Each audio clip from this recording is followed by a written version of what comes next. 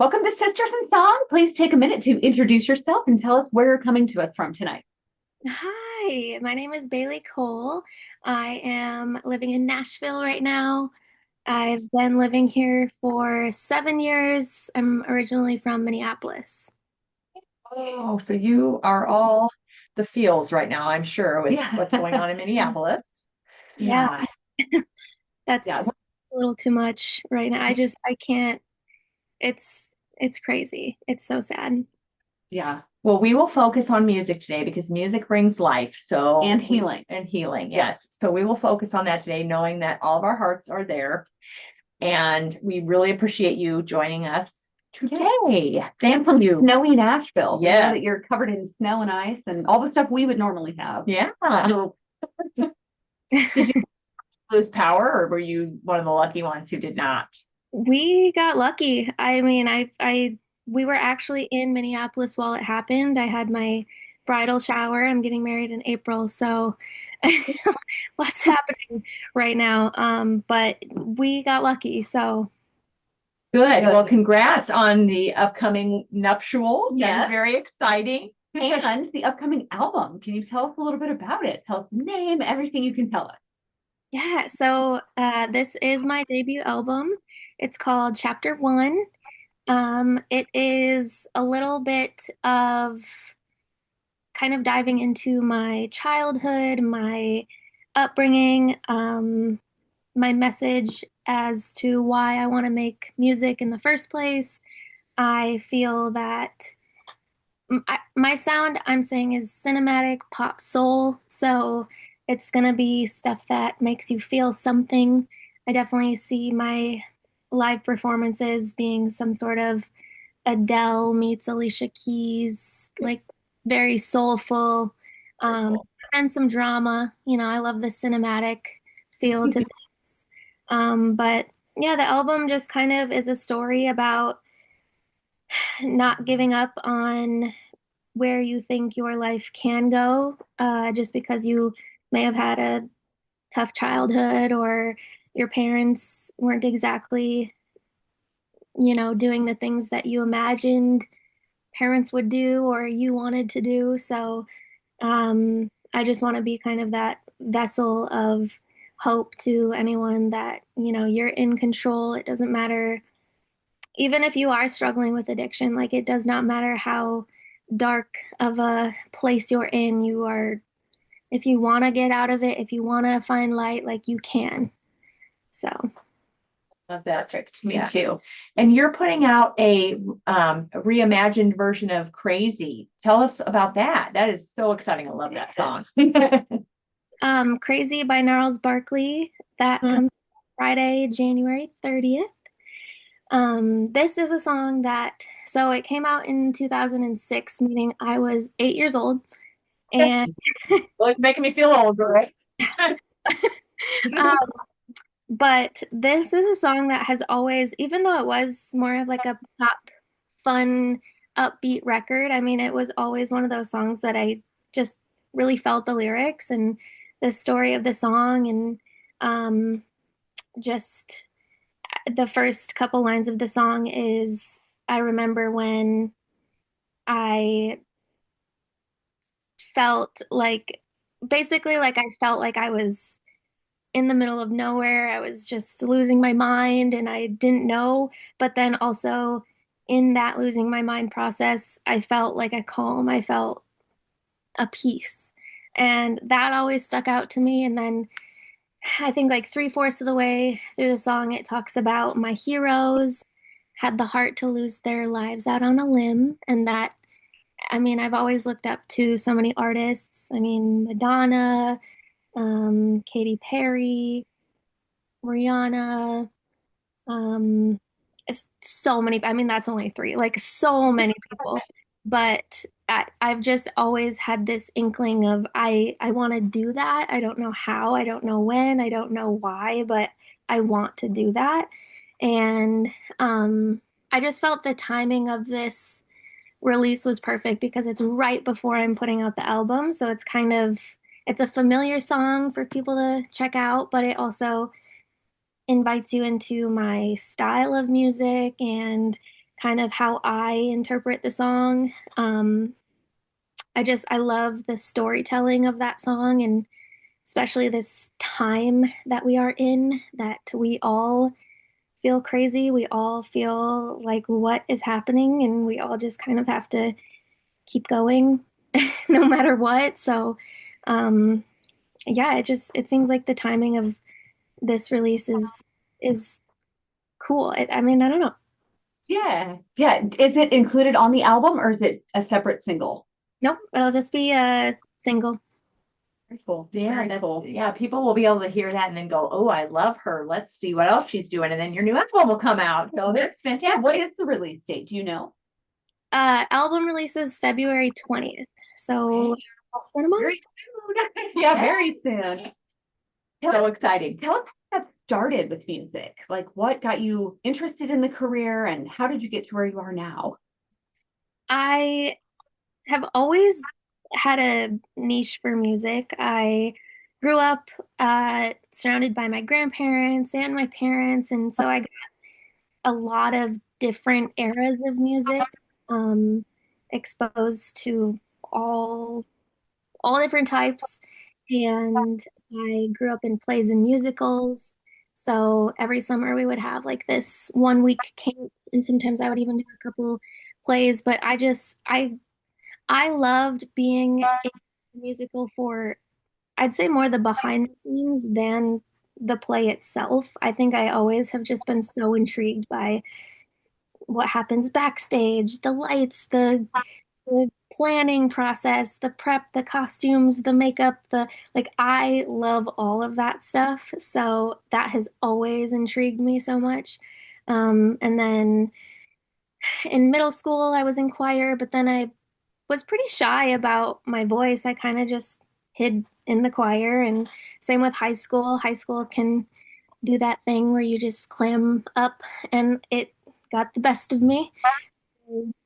But after high school, I had this realization that I was like, if I don't try this, if I don't see what can happen, I am always going to regret that and always going to think of like, what if I had pursued it?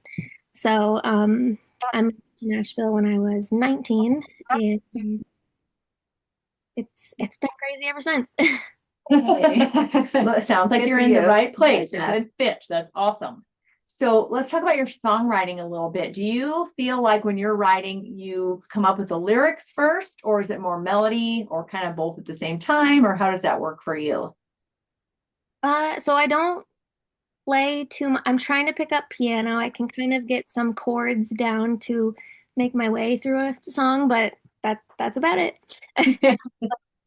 And so I would say typically it's kind of I guess it's more of a lyric, and then melody will come kind of with that. It'll more be a feeling, I guess.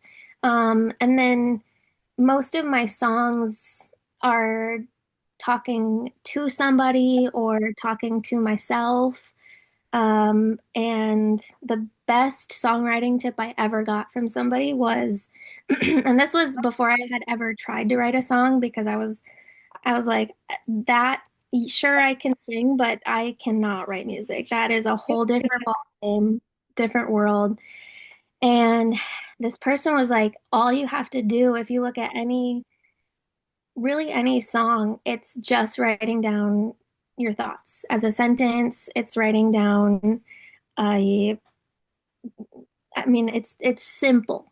And if you look at lyrics, like if you read lyrics, I mean, they pretty much are just writing a sentence, like, I remember when blah, blah, blah, like, and then it becomes a song.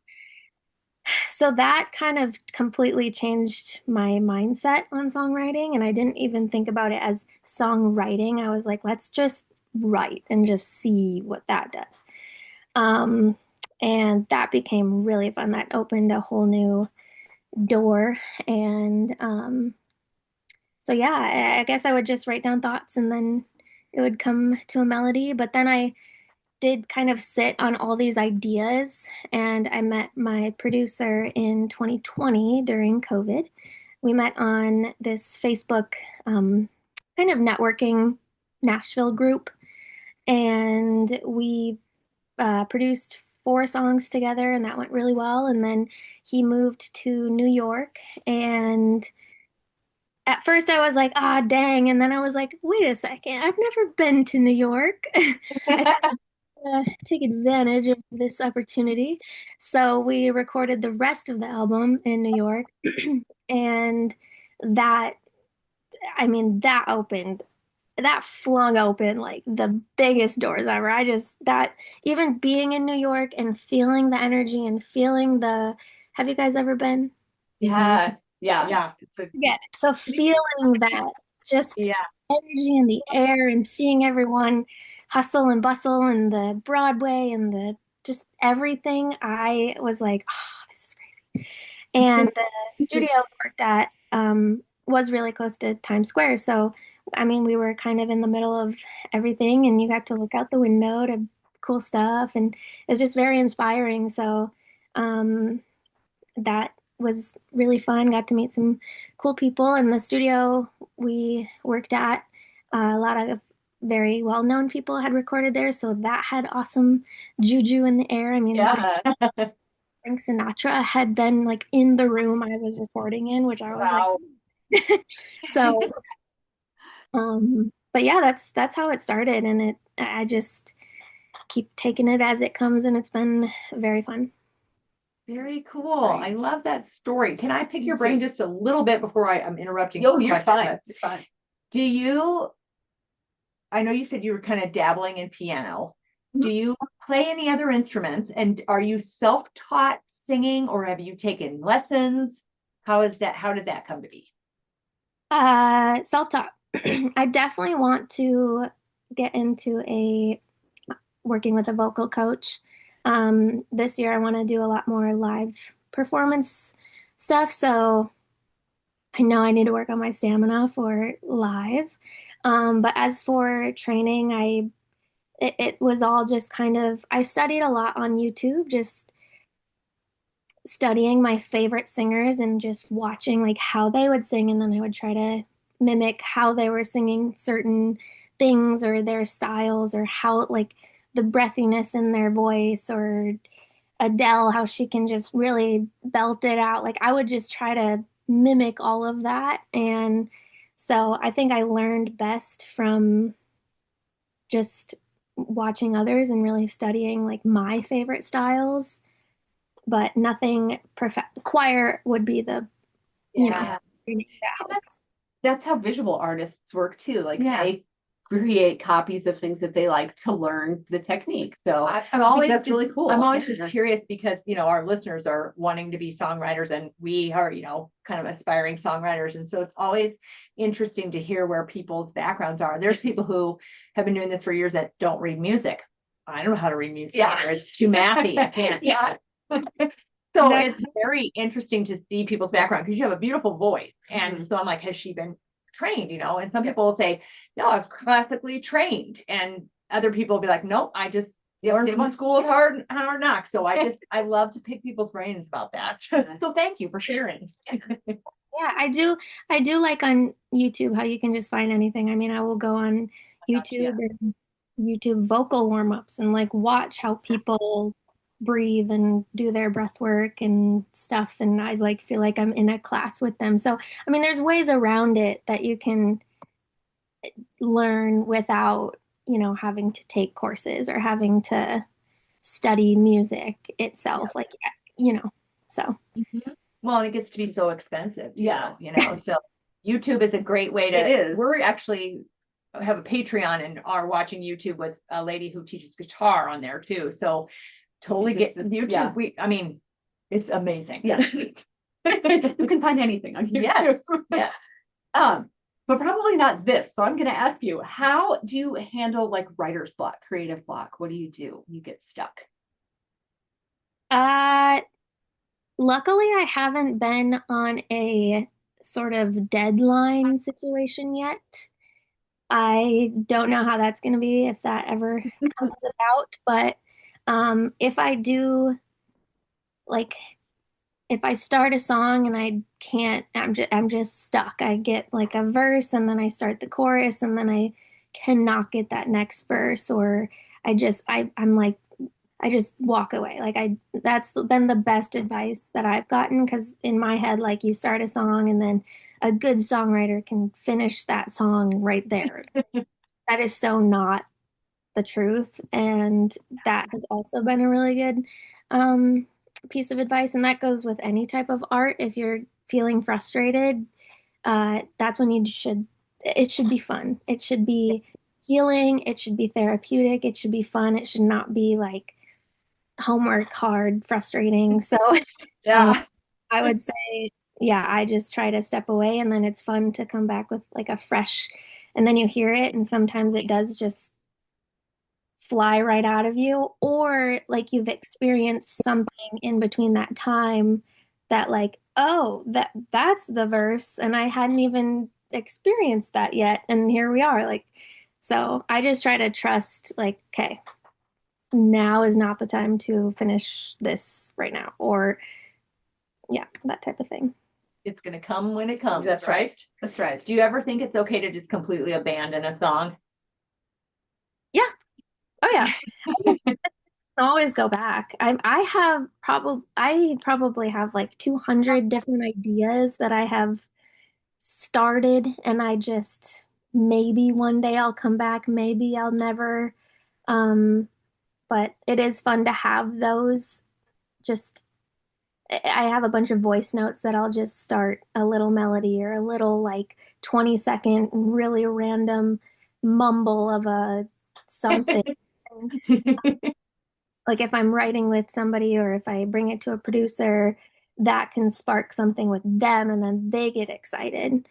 Because I can sometimes be like, yeah, this is cool, but I don't really know where to go with it. And then if they like it, they can just take off with it or something. So, um, yeah, I'm definitely about, just if it's just not working, just set it aside and let it Move be. on. Yeah, like that. Love it. So on the other side of that, how do you know when a song is finished? Uh, I I feel like that is something that I've also learned. I have seen a lot of people say that they just have to end it at some point. They just have to stop. And I can, at this point, now that I've finished a couple songs, I can totally see what they're saying, because to me, I'm like, no, you would know when it's done. But when you edit and edit and edit and edit, and then you're just like driving yourself crazy when you're listening so hard to these details that 98% of people will not even notice. Um, you just have to stop at some point. And so I would say it's really, in my opinion, it's when I'm not like cringing at something. Like when I can just listen to it all the way through and it is like, yep, nothing like perked my attention in the wrong way. Nothing made me go, ugh, like I gotta, so it's kind of just when I'm like, wow, yep, I have no notes. That's really good. That's good. That reminds me of theater. Yeah. There's no notes. It's show Right. goes on. That's Right. fantastic. Do you think when you're writing that you think more about what the music means to you or how listeners will interpret it? When I first started writing, it was definitely about the listener. And then that was something that I talked a lot with my producer, and I became very close, and we have this like brother and sister relationship now. Um, and that would be a battle when I first started writing, is what would people want to hear? What message do people want, or something? And um, I feel like sometimes when I'm thinking too much about that, it takes away from the uniqueness of like my artistry, or what I could have actually thought of, and not just gone with like the generic message of what I think people want to hear. Um, so now I try, yes, it's always in my head. Like when people are hearing this, what are they going to feel? How are they going to feel? But I try not to let that overpower what I'm wanting from the song and how I feel from the song. Um, and genuinely, the last few years, it has come to like, I'm doing this for me. Everything else is a bonus. I do really want to make this my full-time job. Um, so if I can make it my full-time income, that would be great. But yeah, this is at the end of the day, it's my therapy and it helps me so much. So if it can help anyone else, then that's bonus. I love it. Me too. Yeah, I think that's a really good way to look at it too, because Mhm. I feel like the mark of a good song is if someone can go, oh, that means this to me. Yeah. You know, it may have not meant that to you as the writer. So I think that's really a good, Yeah. cool way to answer that. Thinking about performance, do you do anything to prepare to go on stage? Do you have any rituals that you do? I try to just calm my nerves that whole day. I really think that the more I do it, the more the nerves will just lay lower. But I would say prepping like my voice and trying to not talk too much throughout the day if I don't have to. And then tea and vocal warm-ups, like actually being serious about it. That helps a lot. And uh, making sure I'm eating because sometimes when I'm nervous and it's like a full day of just, okay, I gotta get this done, make sure I'm getting ready on time, and it just, blah, blah, blah, and then it's like, oh my gosh, I didn't eat since Yeah. like this morning. Um, so that is something that I've definitely, that's like a priority because actually, fun fact, it was a couple weeks ago, I did a writer's round. It was for a mental health benefit downtown Nashville, and I banked on there were every artist could get a meal at the bar. And so I was like, all right, cool. I'll just have my dinner before I sing because we get there at 6. I don't perform till 8. Huge mistake. Oh no, oh no. So, because I ate, my food wasn't basically it didn't get ordered in time and it wasn't ready. And you know, having nerves, so you're already a little shaky, and then not eating, that can like amplify the shakiness. And it's like I'm not Yeah. even that nervous, but it looks like I'm terrified. Oh. Um, and so, I mean, I just scarfed down like some fries, and like it helped. That helped. Yeah. But that was my biggest thing is like, okay, I always need to make sure I am covered with like protein bars or just something. Yeah. We Um, don't want you passing out on stage, No. bro. so, I mean, genuinely, the day of a performance, it's just making sure you're taken care of and you're not forgetting about yourself. I think can go a long way is Yeah. definitely what I'm learning. This is a random question. Was Lex LaShawn at that writer's rounds? Yes, oh my Yes, we talked. Yeah, we talked to her a couple weeks ago. Yeah. She was talking about doing a writer's rounds for mental health, and I was like, oh, it's the same thing. How cool. God, right Yeah. before me. How cool. Yeah. Small world. That's right. Well, Nashville always seems big, but I think it's kind of Yeah. a small community, which is fantastic. I've heard, I mean, who We're- we've met. Yeah, we're in Omaha, Nebraska. Yeah. So Yeah, we've been there a couple times for the Americana Fest doing press through our podcast, and we've met so many fun, amazing people. Yes. So it seems like an amazing community to belong to. So I'm glad you're there. me too. Should we do our rapid fire? Let's do it. Okay, so what we're gonna do now is just gonna throw some questions at you. You just answer Top of your head. top of your head. Okay, you go first. Okay, coffee or tea? Coffee, Vinyl, cassette, CD, or streaming? vinyl. First album you ever bought? The Now That's What I Call Music CD. Do you remember what one or anything that was on it? Oh man. Oh, it had to be a low number. I mean, like maybe 6. I had all of them, but Oh, I feel like we did too. Yeah, I feel like we did too. Oh my gosh. I definitely had the first Rihanna CD too. Very cool. What's your go-to karaoke song? Uh, let's see. Put Your Records On by Corinne Bailey Rae. Fun. Do you like writing at night, in the morning, or sometime like in the afternoon? Definitely night. Do you write lyrics on paper, phone notes, or voice memos mostly? Mostly voice notes. Okay. Um, let's see. Already. Oh, what do you have a pre-show pump-up song that you listen to? I mean, I love all of the pop 2000s.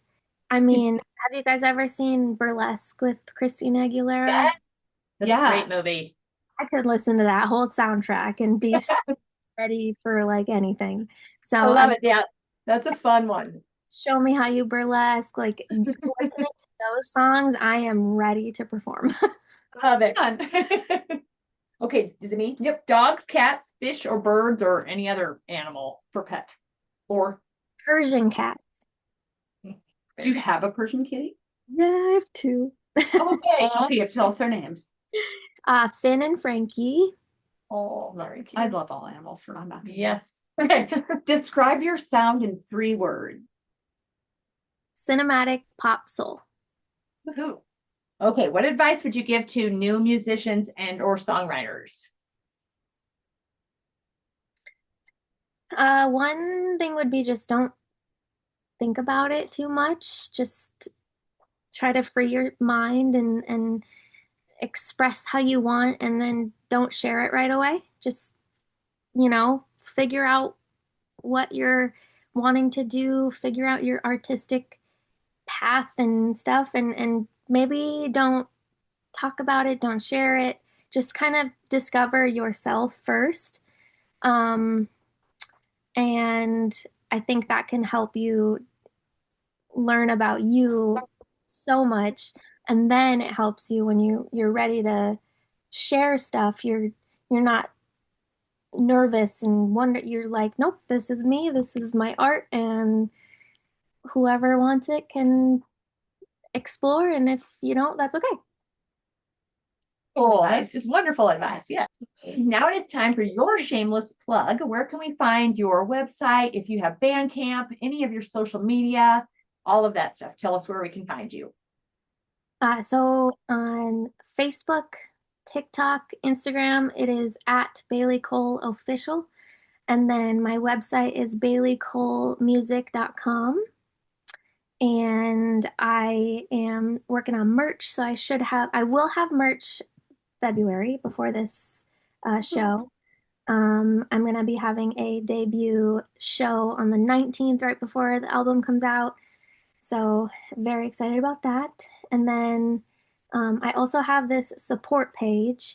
It is on my website. And basically, instead of just asking for donations, I'm wanting to build more of a relationship with anyone. So, what you can do is, for example, you can like buy an hour of studio time. And so if you want to purchase that hour of studio time, what I do is I reach out to you and I say, hey, I'm in New York. I'm at this studio. Like, it could be like a FaceTime or a video. And I say, I'm recording Hourglass today, tell you about the song. This is like, you helped me be here. And so forever they get to be a part of like that studio session, or you can help me master a song and then you forever mastered that song. That's really a cool idea. Yeah, how cool. That's fantastic. Yay. Well, thank you so much for taking time to talk with us. This has been super fun. I'm very excited for the album. And I'm also excited to hear Crazy. So we only have a few days to wait. And congratulations on getting married. That's so fantastic. I hope everything goes wonderfully. Much. Well, thank you guys for taking the time. Absolutely. It's been great. Best of luck in everything.